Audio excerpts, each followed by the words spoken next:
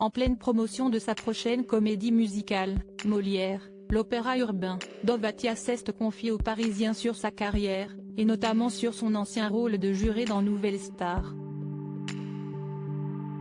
L'occasion pour le producteur d'avouer un immense regret concernant son passage dans l'émission.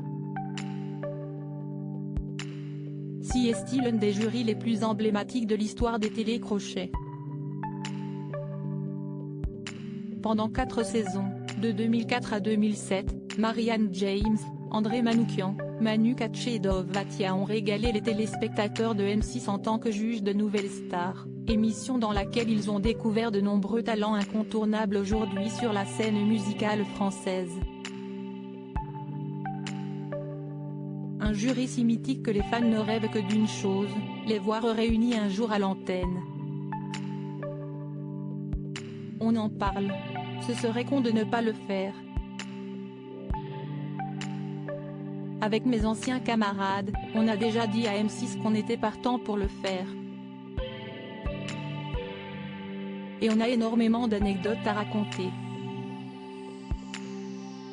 Il faut se rappeler qu'on a fait jusqu'à 7 millions de téléspectateurs. Et 20 ans plus tard, nous sommes toujours très proches, avait confié Marianne James aux Parisiens en août 2022. Récemment, les acteurs principaux du célèbre télécrochet se sont finalement retrouvés pour un épisode spécial prochainement diffusé, pour les 20 ans du programme.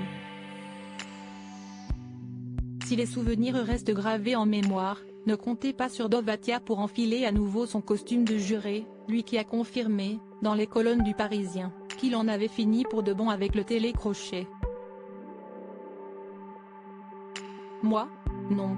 Mais l'émission pourrait revenir, le concept est exceptionnel, a-t-il déclaré. Le gros regret de Dov-Attia sur ses années Nouvelle Star dans cet entretien accordé dans le cadre de la promotion de sa prochaine comédie musicale, Molière, l'opéra urbain, Dov-Attia a expliqué que, si l'émission revenait, les jurés ne pourraient plus s'exprimer de la même manière.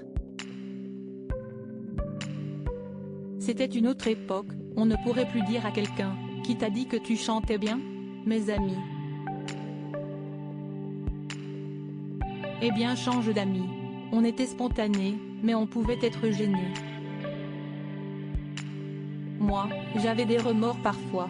D'un autre côté, n'est-ce pas plus cruel de laisser quelqu'un sacrifier sa vie alors qu'il n'a aucune chance ? A-t-il déclaré. En 2004, alors qu'Amel Bent se présentait devant les jurés pour son casting, La chance de sa vie, Dov-Attia l'avait qualifiée de chanteuse de karaoké. Un souvenir compliqué pour le producteur, qui regrette amèrement la remarque qu'il avait faite à la jeune chanteuse. Quand elle a chanté « J'ai merdé », mes amis du jury venaient de refuser un candidat que j'aimais beaucoup, j'étais énervée, je lui ai dit qu'elle avait une voix de karaoké. Ensuite, au théâtre, j'ai oublié et j'entends quelqu'un, je dis c'est qui cette tueuse ?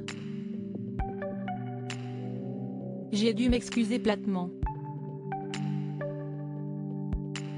Tout le monde se trompe. Un mea culpa que devrait apprécier la chanteuse.